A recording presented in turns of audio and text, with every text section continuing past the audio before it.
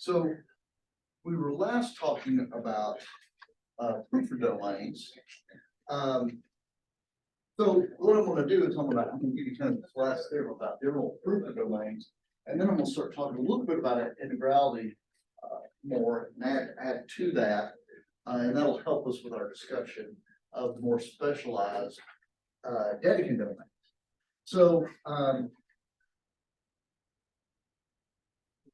the last thing we had was the so-called U inverse lemma, right? That says if you're integrally closed and you have an element of quotient field that is the root of some polynomial equation, and at least one of those, one of the coefficients in polynomials is given, then either U or U inverse had to already be, it had to be quasi-local and integrally closed, had to be in the domain. Here. And this, to me, is like one of the big theorems about why Prufer domains are an important class.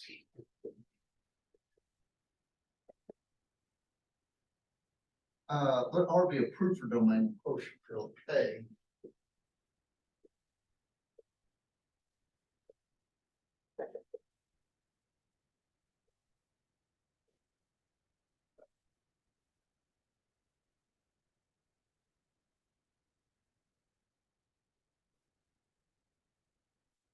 And suppose that F is an algebraic extension of K.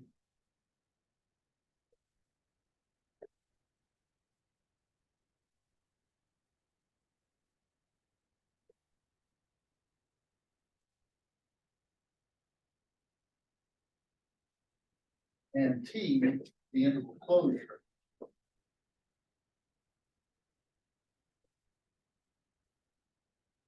of R in F.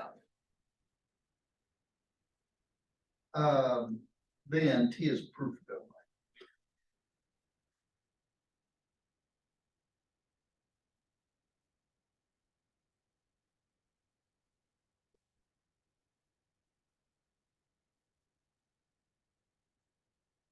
So the reason I think this is kind of important is because if you study algebraic number theory, one of the central things is this.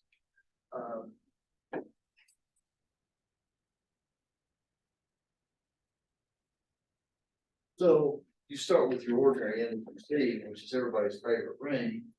And the setup of algebraic number theory is this.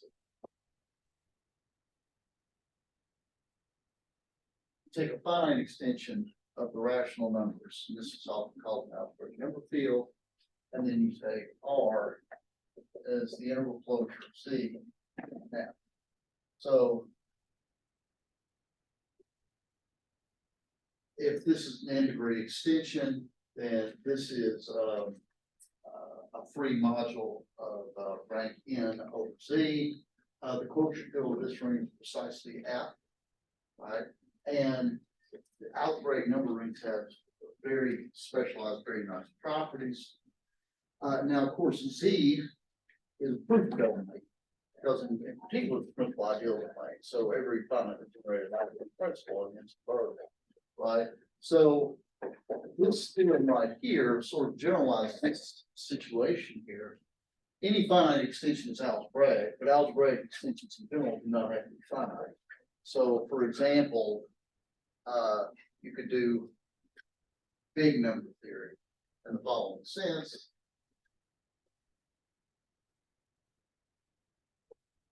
Take an infinite extension. For example, you can take the algebraic closure of Q,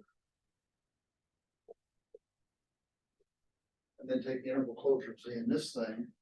It's the ring of all algebraic integers. This is Prufer domain by this theorem. So every finitely generated ideal is verb. And in fact, in this particular case, this was based on matter of fact. Not in the most general situation, but here. So this is, I think this is a really important theorem, and this is one of the. By the way, let me also say that you can generalize this in finite extensions. What happens is if you have a finite extension and this ring is Dedekind, which it is in this case because it's proof from some theory, then this will also be determinant, right? However, if you go from finite to infinite, it's possible to lose the determinants. In fact, oftentimes you do lose the theorems. Sometimes you can keep it, sometimes not. So, proof. How are we going to prove this? Well,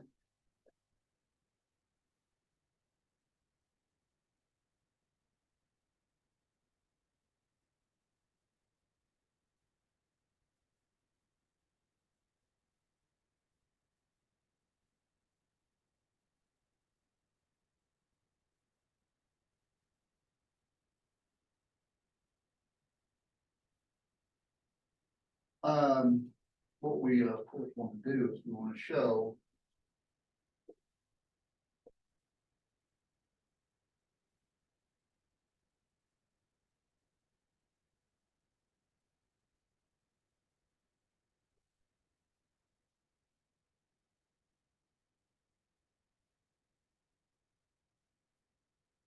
right? Because if T localized in its valuation domain, then that means T is Prufer, which is what we want. So, how about it then?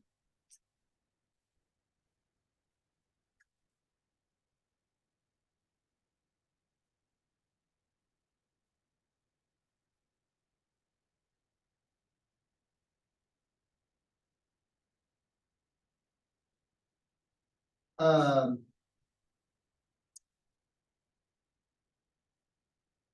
so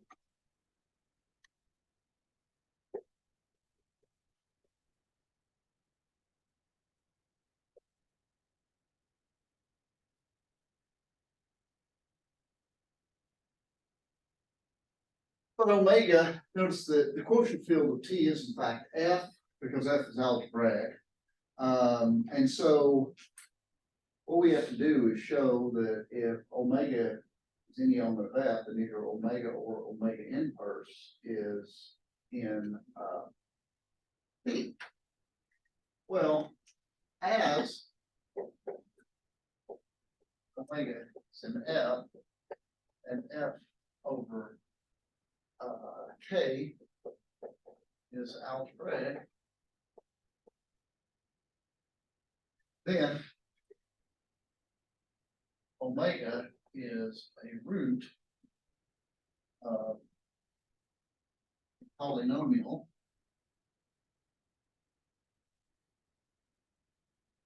say some f of x and kx.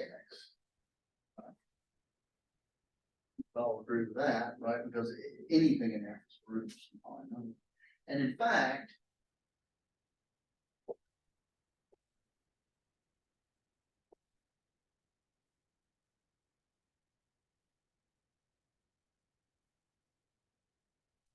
that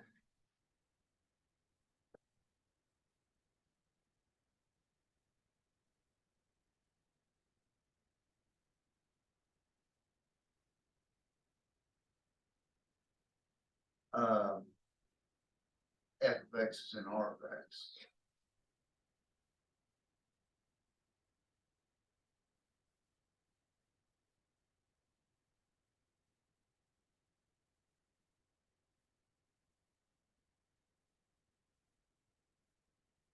We could actually take that as this, because whatever this polynomial is, right?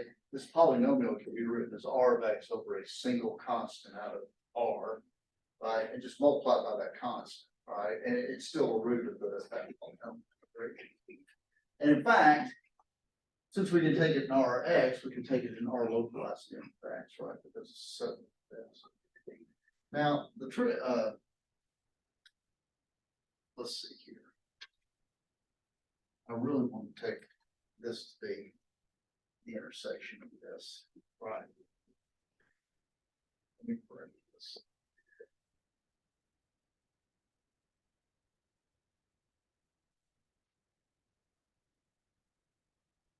There we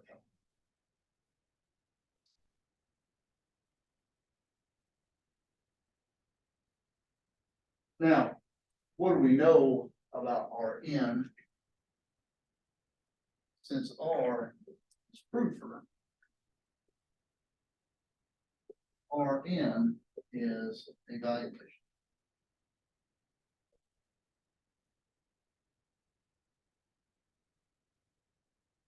And so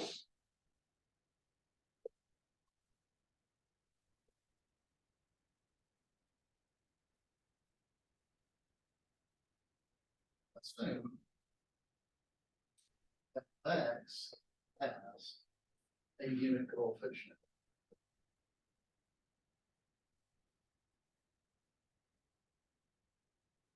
Well, why is that?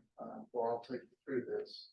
Let's suppose that f of x is a0 plus a1x plus say a n x n, with each ai r localized in, which is evaluation domain. Now I claim that I can reduce this. I can reduce this to the case where f of x has a unit coefficient. How can I do that? Because every element either they divide in one direction, so you've got a minimal element. That's right. This is a polynomial of finite degree, so there's something in here of minimal value, right? Like suppose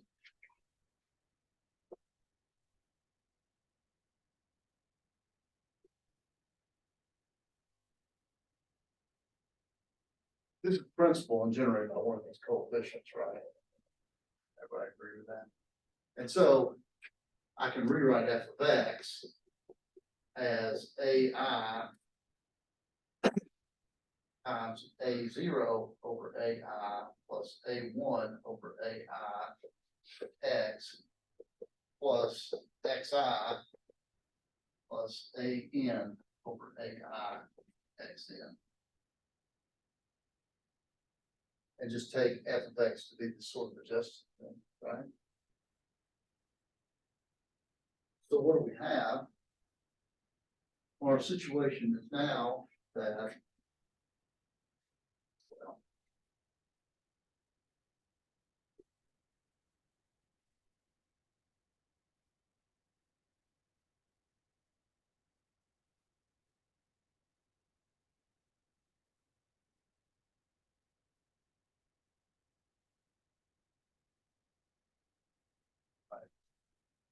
so now we can take this new polynomial, just to f of x over ai, it's got the unit coefficient.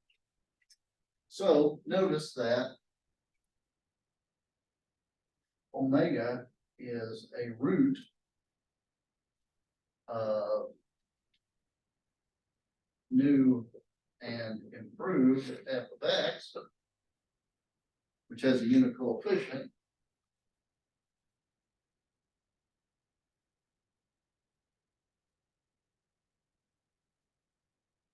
Notice that R n is quasi-local and integral closed. This valuation domain satisfies both of these. Hence,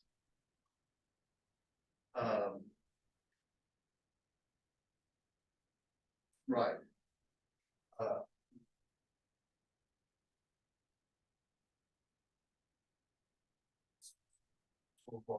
So omega is a root Was a universal R. right, that's right. So hence u or u inverse.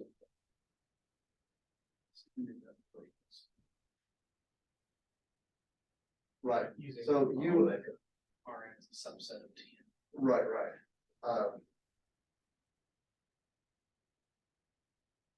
So omega is living up in F. It is a root of this, and so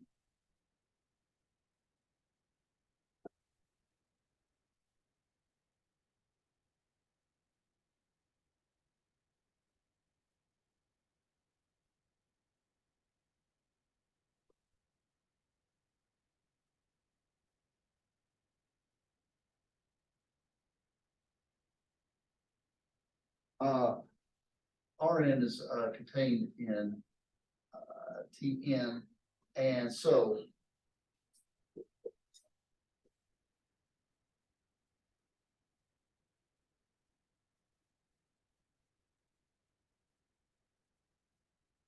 either omega or omega minus one.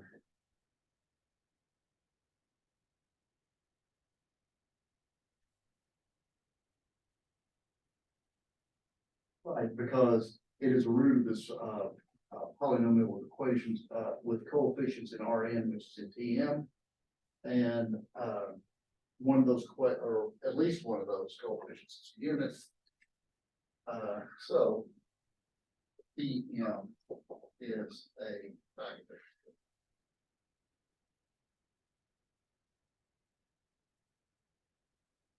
And so T.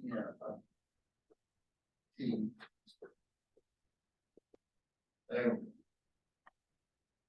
Okay, any questions on this?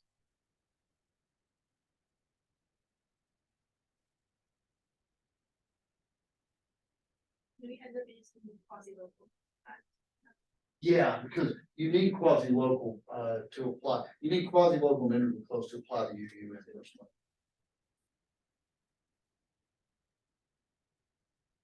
Okay.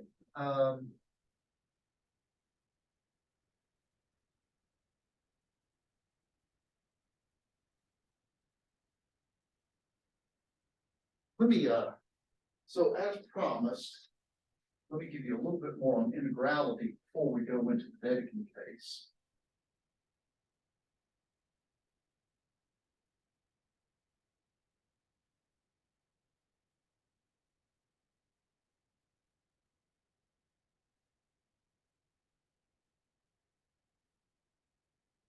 Let me do this.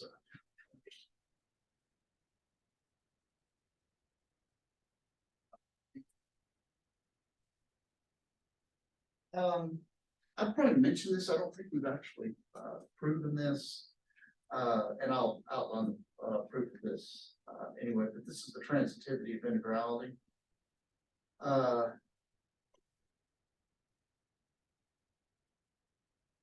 R and T D rings with, I'm going to assume that T is integral over R.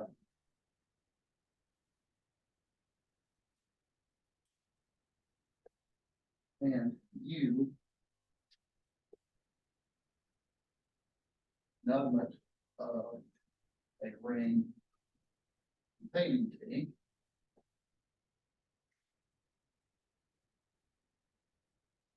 So if U is integral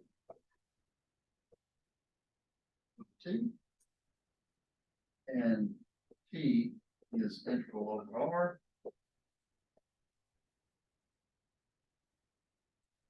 then U is integral.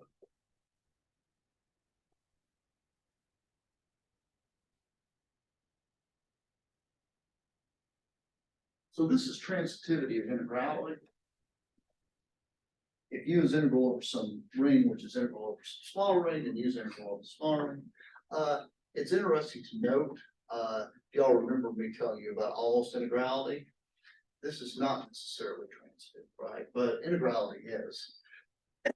Thank goodness.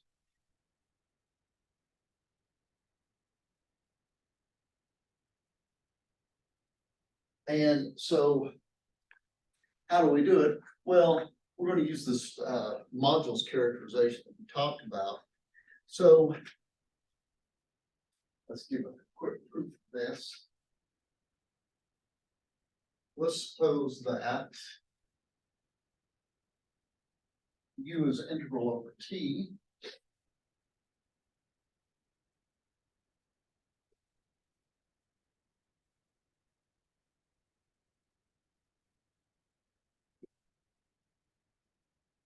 U is a root of, well, let me say,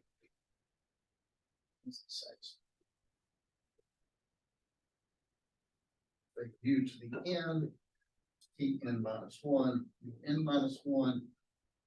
Plus t from u plus t zero equals zero, these ti into.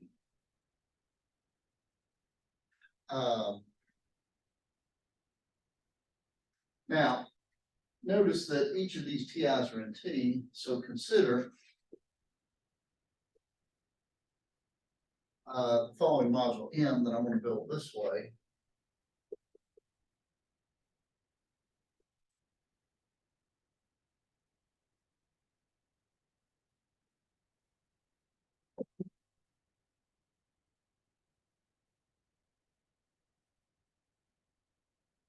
One, two, zero.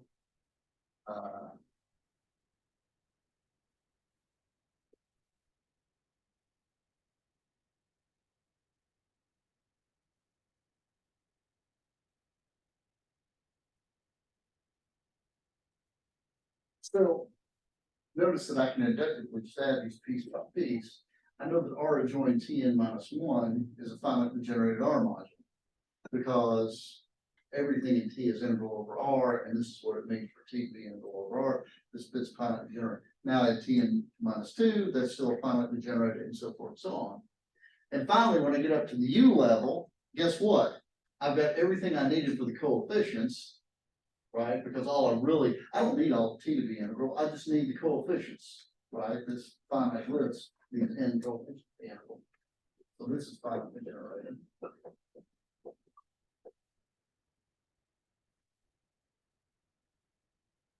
And so U is.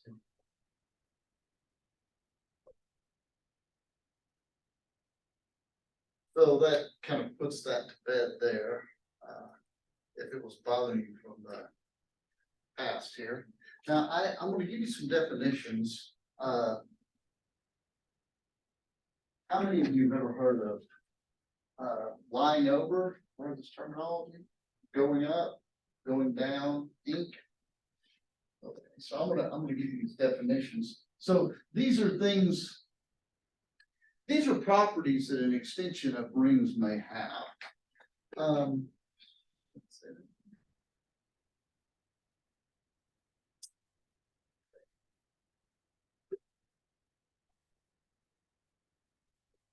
Definition. Let R inside T rings. We say the extension R inside T is number one, lying over.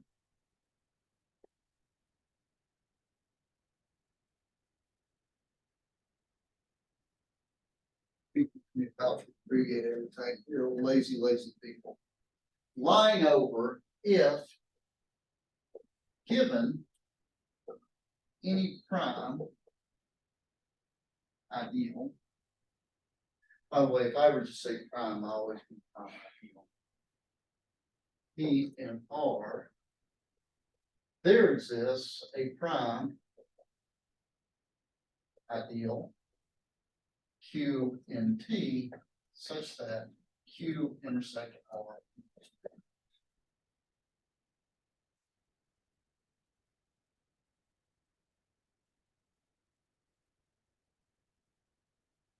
So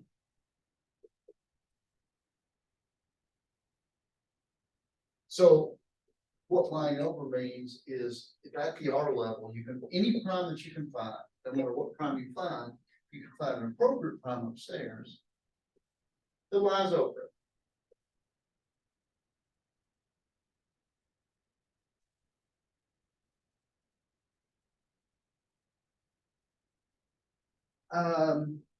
This happens a lot. Sometimes it does. Can anybody name an example of a ring extension that's not lying over?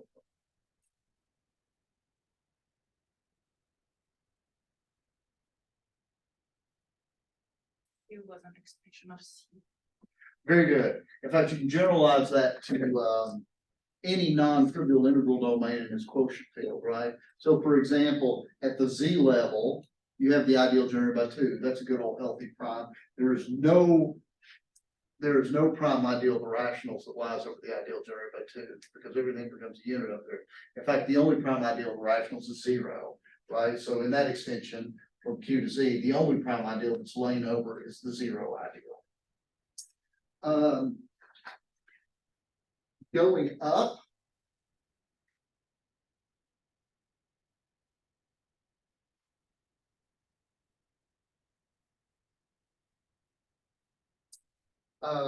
if and go up, given P0 inside of P1, primes are, and a prime, let's say, there you go up, Q0 in T such that Q0 intersect R is P0. Then we can go up. There exists a Q1 such that Q0 contained in Q1 in P. There's a prime Q1 such that Q1 intersect R. And so going up, see how help flying over. What a beautiful picture it is too. Going up is this. So you've got this situation here. You've got at the R level, you've got P0 contained in P1. And you happen to have a prime that lies over the small one. This means that this line means that this is intersection Q0 at the T level. Q0 intersect R as P0 prime. So you can go up.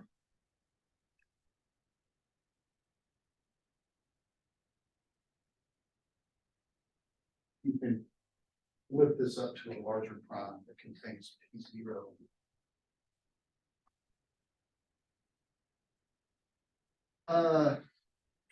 Does anybody want to guess what going down is? All right. Already.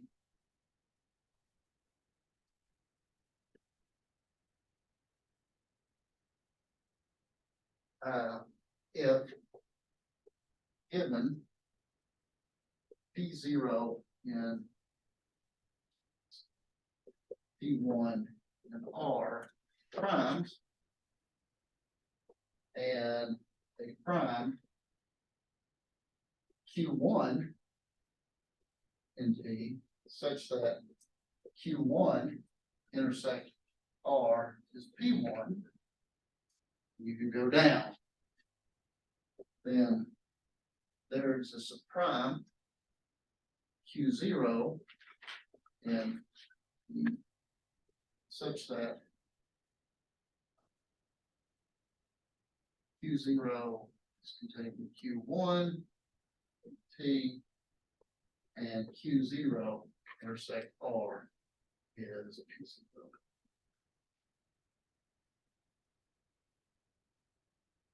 So going down, you can go down to the R level, you have the same setup. P0 contained in P1, contained in R. But this time you happen to have at the T level a Q1 that lies over the bigger prime, so you can go down to the smaller.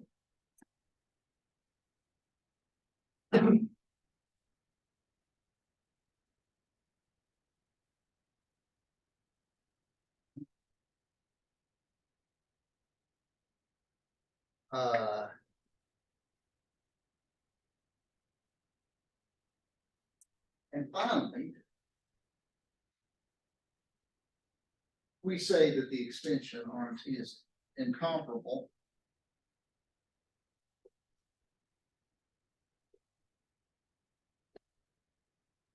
ink. If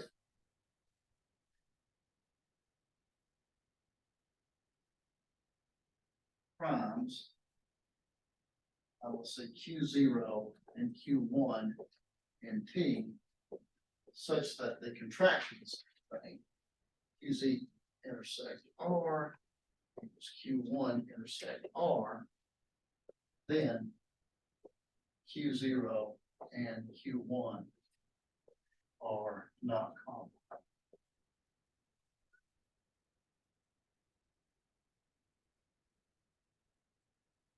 And that, so in other words, if you happen to find two primes, I don't know how to call this. Supposed to be not the same intersection. Two primes. So it's a Q1. No, it is. Right, so if you have two primes that contract to the same prime downstairs, then those primes, neither one of them contain the other, right? So for, I never assume that these are not the same. oh, yeah. Yeah, so okay, I got you, yeah. I'm assuming that we have distinct primes. Absolutely.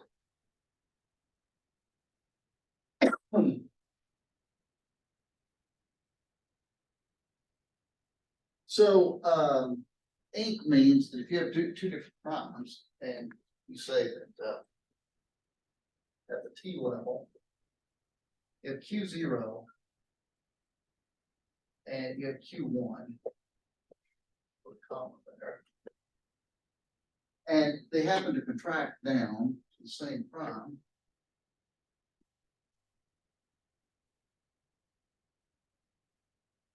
Let's say P0 R, then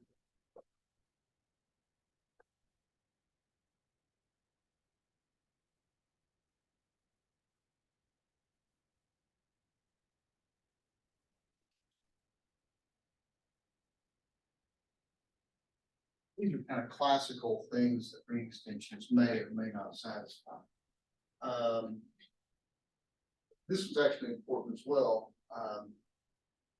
and we'll see this in a moment.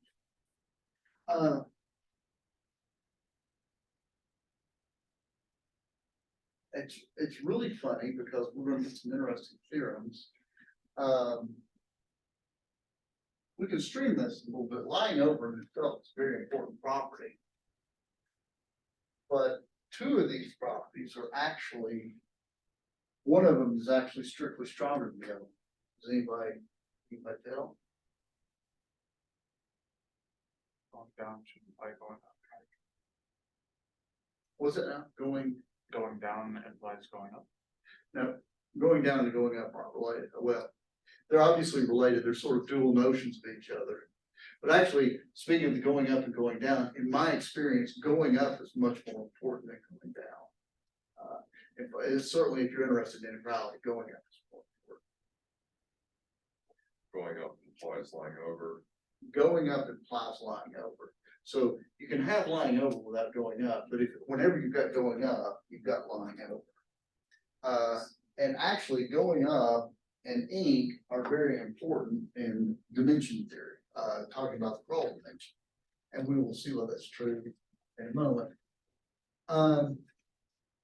So one of the things I want to do, and this is kind of a setup for integrality, because what did I say? More on integrality. I have a little mini stroke over here, writing about all this. This is actually intimately related to integrality, and I'm going to show this through the next couple of results.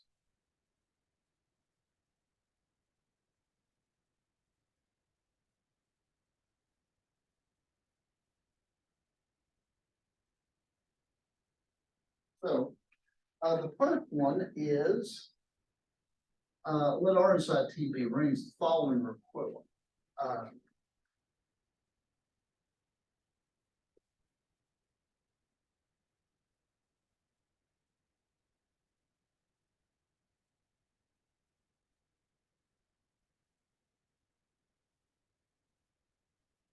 number one, going up holes.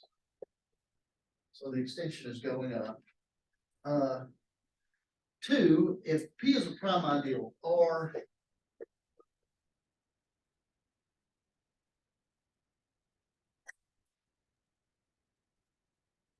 and S is the complement of P and R.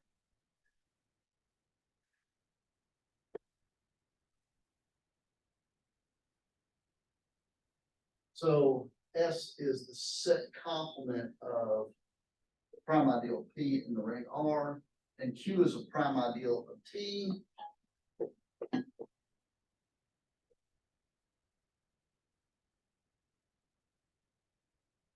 Maximal with respect to the exclusion of S, then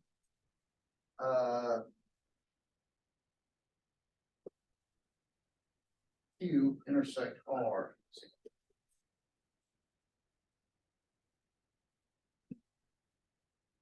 So this is kind of neat, this going up, this being able to build up to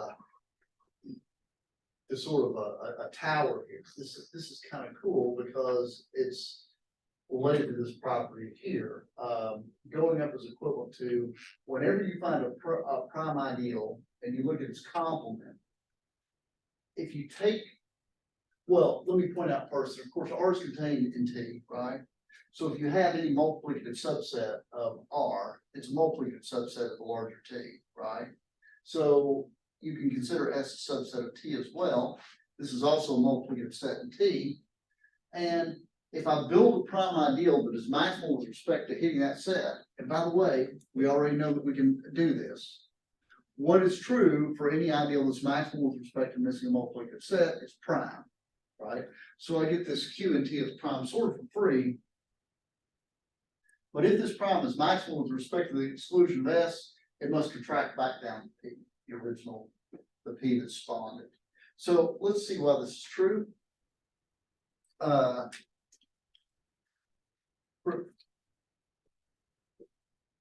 2 implies 1. So we've got this, we want to show that we've got going up. Suppose we have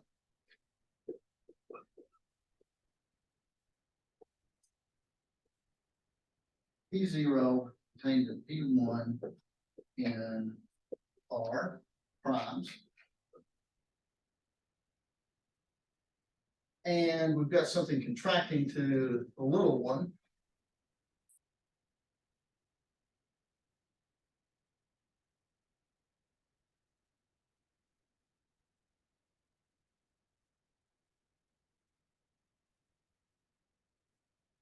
Got to build up to the prime P1. Right. Note, if you have Q naught intersect S, what can you say about this?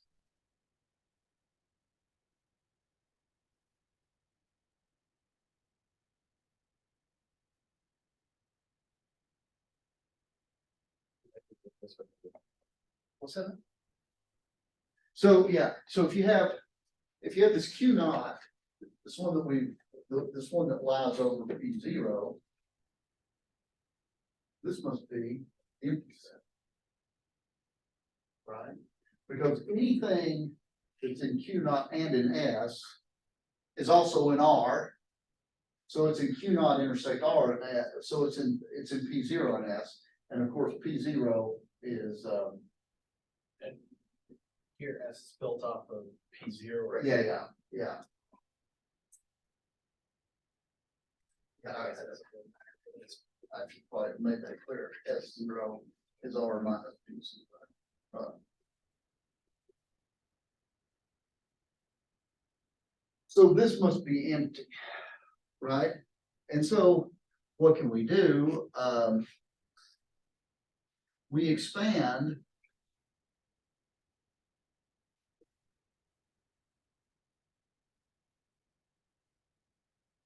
Q naught to a prime ideal. Q1 that is maximal with respect to exclusion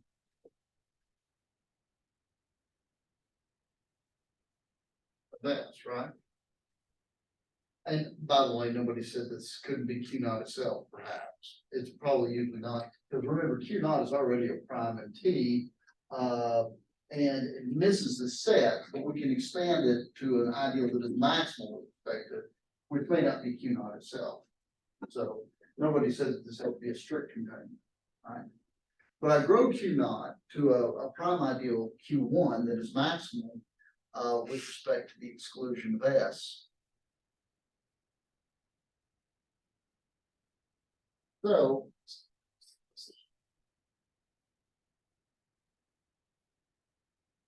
So should S be, R minus P one. Yeah. Is that? let me see here. I bet it should be, yeah. Yes. Q1.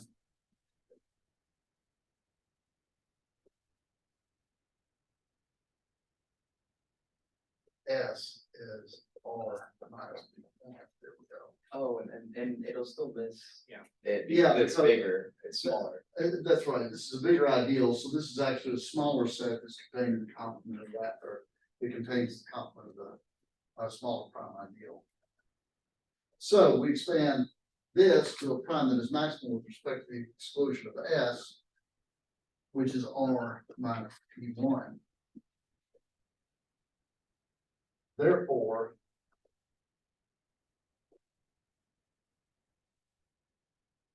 when I look at P1, so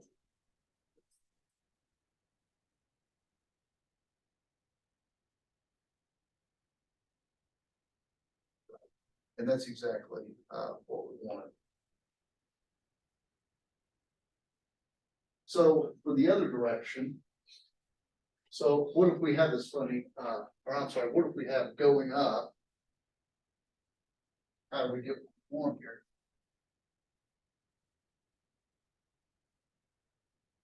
So for the other direction, one implies two.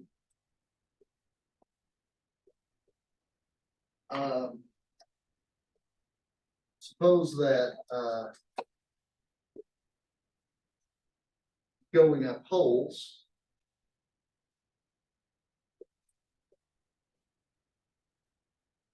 So given the situation here.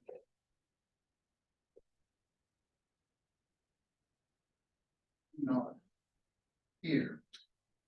Then we can build this up to the Q1.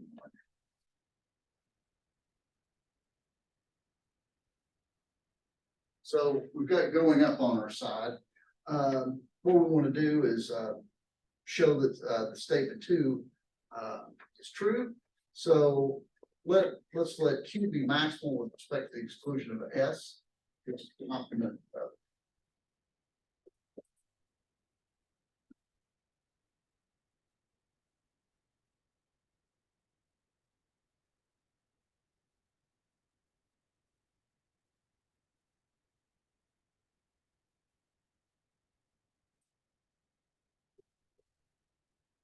S, which is 1 minus P.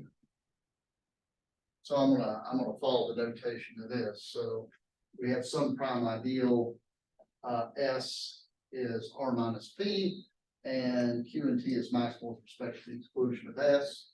Somehow I want to, starting with P and Q here, I want to build up to it.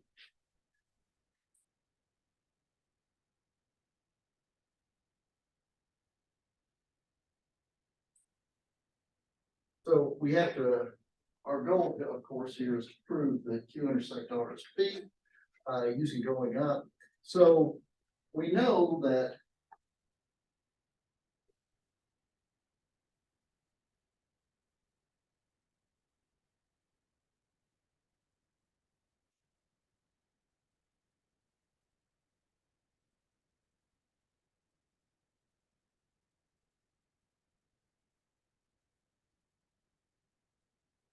So if we take this Q and we intersect it with R, we know that it is some prime ideal of R.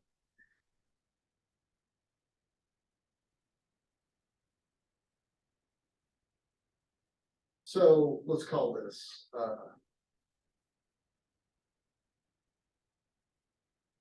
so.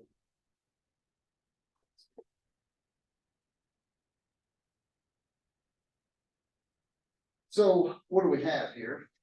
We have E naught. And this is Q which is Q intersect R.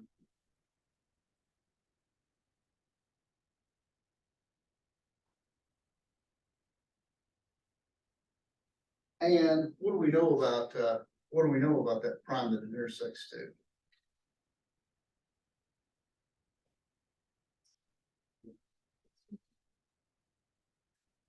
That is correct.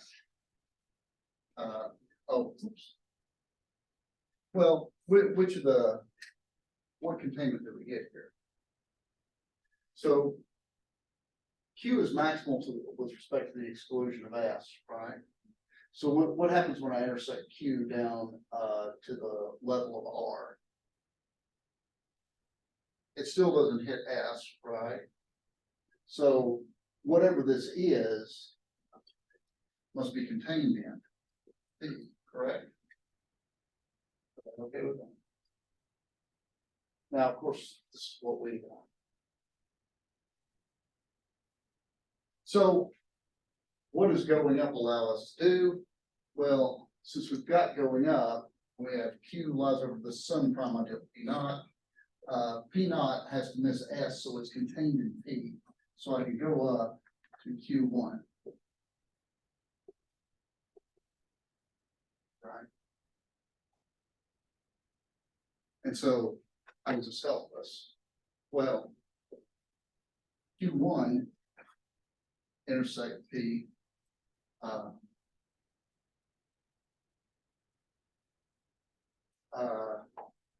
So notice that Q1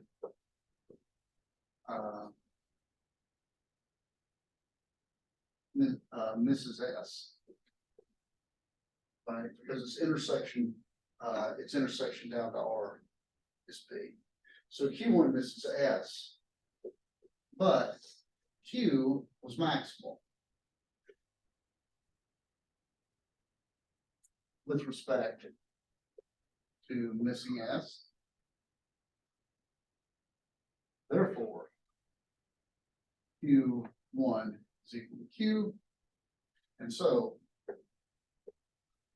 Q intersect R is P as desired. Okay, any questions so far? Why do we think that a maximal prime ideal exists in the first place? We've already proved that. That was, if you have any multiplicatively closed set, and there's an ideal that misses that set, you can always expand that to an ideal that is maximal with respect to missing that set. And any such ideal that is maximal with respect to missing that set is necessarily prime.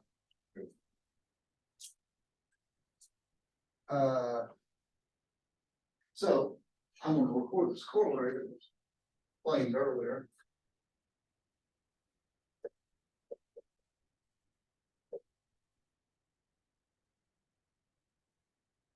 Going up implies lying up.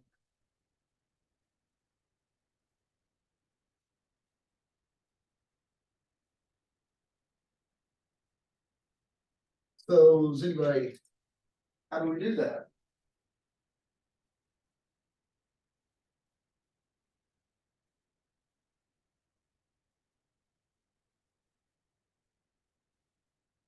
This characterization will do it for us, right?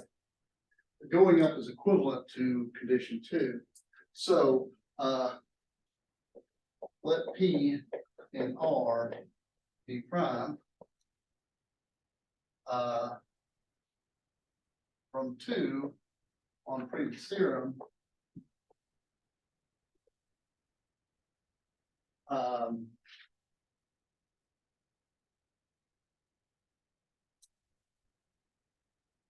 we have Q plaza.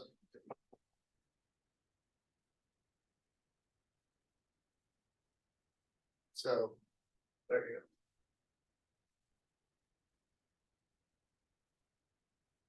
go. Okay, all right, so, okay, so I'm gonna give you this class characterization that will improve, well, it will, but there's a similar characterization for E. That I will tell you when we go.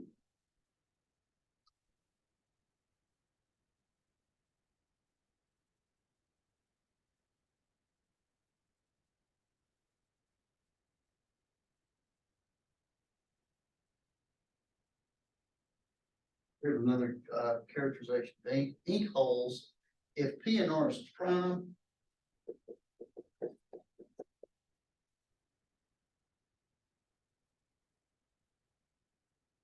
And Q is a prime to T contracting to P.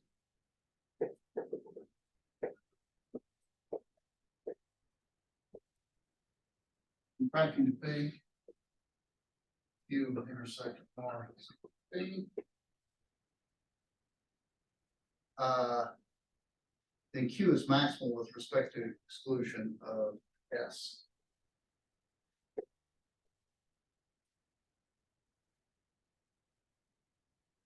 With